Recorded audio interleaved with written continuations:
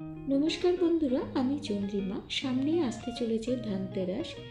এই ধনতেরাসের পূজা পদ্ধতি আমি বাড়িতে কিভাবে করে থাকি তাই তোমাদের সাথে শেয়ার করছি।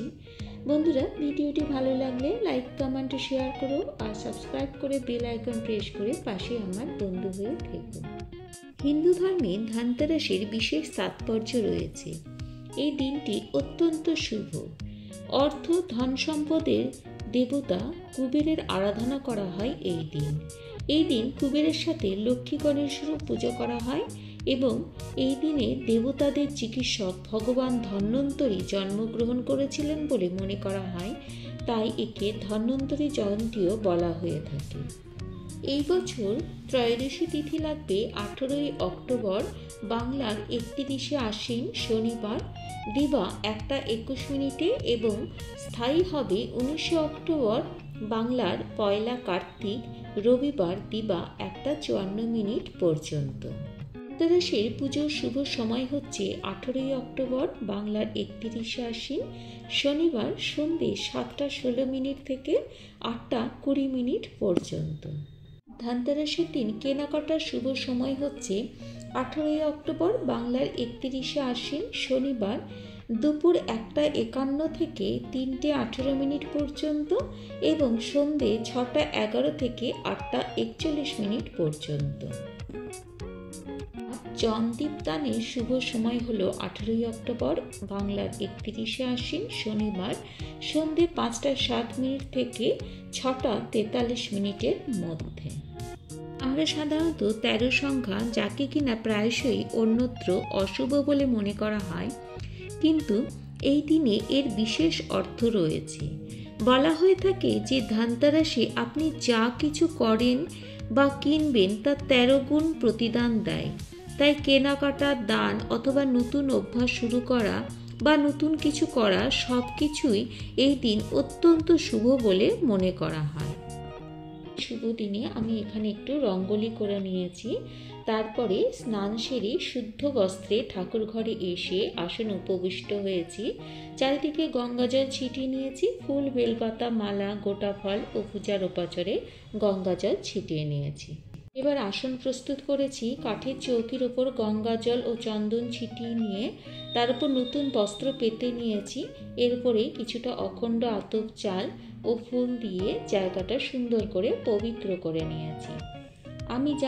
আমরা সবাই জানি যে গণেশ এবং লক্ষ্মী ঠাকুরের লাল রং ভীষণ প্রিয়, তাই গণেশ এবং লক্ষ্মীর জন্য লাল রঙের আসন নির্বাচন করেছি এবং কুবের দেবতার জন্য সাদা রং এবং ধন্বন্তরীর জন্য আমি হলুদ রঙের আসন নির্বাচন করেছি।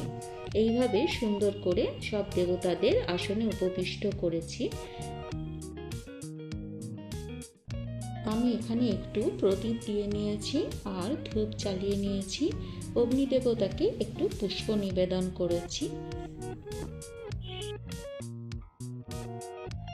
এবার একটু বিষ্ণু স্মরণ করব। হাতে 3বার গঙ্গাজল নিয়ে নিলাম।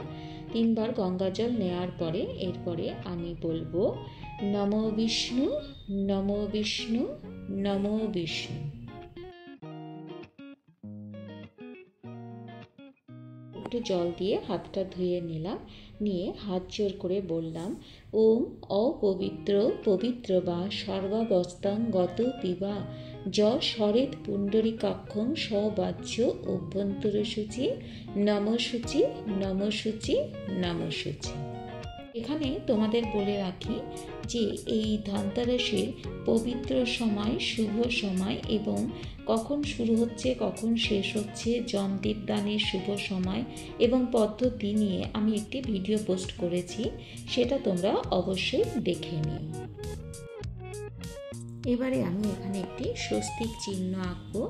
গোটা আতপ চাল দিয়ে, অখণ্ড আতপ চাল দিয়ে, চালগুলো যেন কোনোটা ভাঙা না হয় সেটা আমরা বিশেষভাবে আগে দেখে নেব। তারপরে আমি স্বস্তিক চিহ্নটা আঁকবো।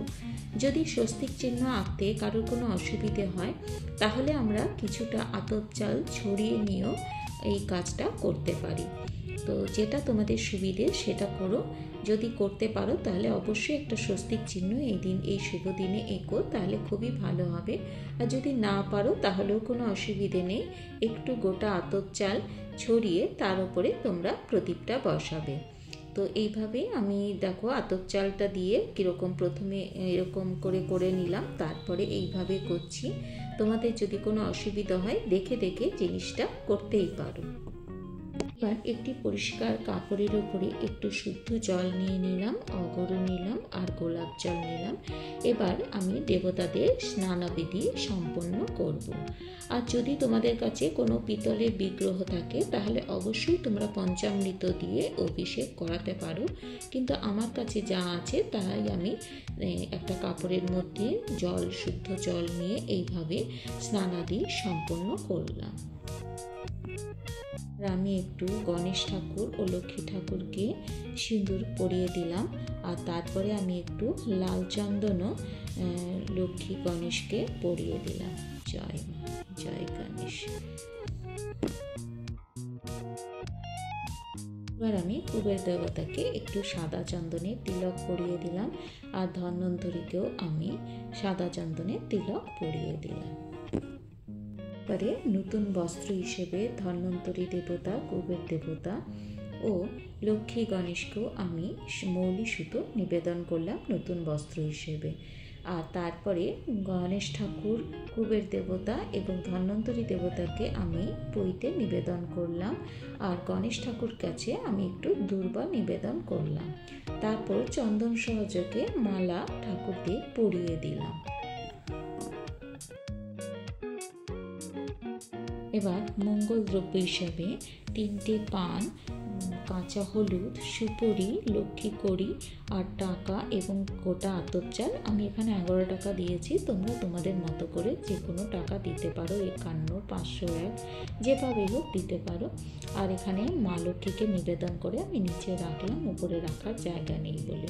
আর এখানে আলতা সিঁদুর মায়ের উদ্দেশ্যে নিবেদন করলাম। জয় মা।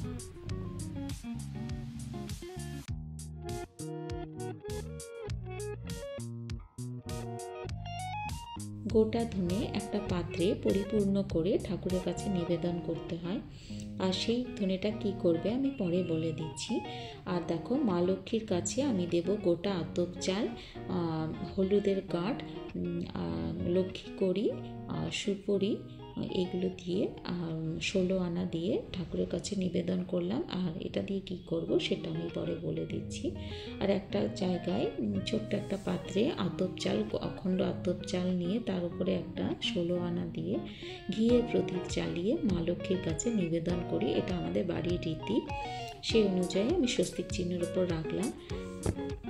দ্বীপে সাধারণত 4টে মুখ থাকে, তো চারদিকে 4টে সলতে দিয়ে প্রস্তুত করেছি। আর অবশ্যই সর্ষের তেল দিতে হয়। এখানে 16 আনা দিলাম, আর দিলাম একটি সুপুরি, আর দেব একটি লক্ষ্মী কড়ি, আর দিচ্ছি গোটা আতপ চাল আর হলুদের গাঁট। তো এইভাবে এইটা প্রস্তুত করে নিয়েছি। এবারে জলদীপ দানের পদ্ধতিটা তোমাদের পরে বলে দিচ্ছি। এবারে ধন্বন্তরী দেবতার কাছে আমি একটু হলুদ, কাঁচা হলুদ, লবঙ্গ, গোটা লবঙ্গ আর গোটা এলাচ নিবেদন করব।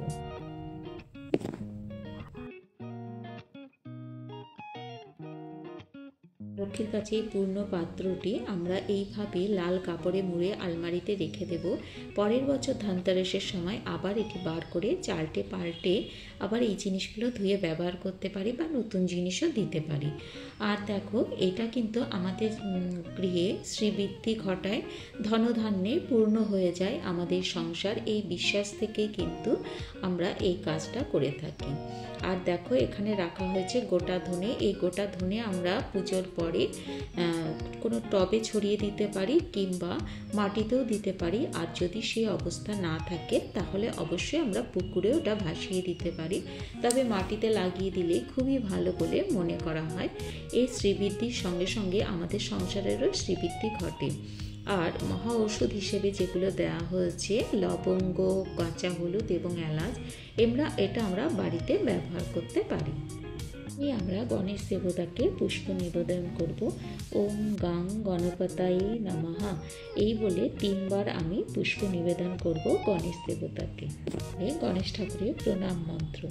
ওম একদন্তং মহাকায়ং লম্বোদর গজাননম বিঘ্ন নাশকারং দেবং হেরম্ব প্রণাম্যহম।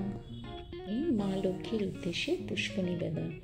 এতে গন্ধপুষ্পে ওম শ্রীং লক্ষ্মীদেবায় নমঃ এইভাবে আমরা 3 বার পুষ্প নিবেদন করব।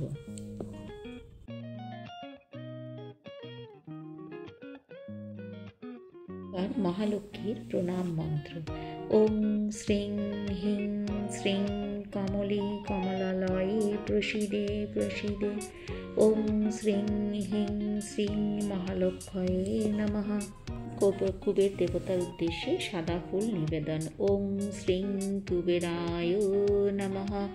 ওম শ্রীং কুবেরায় নমঃ।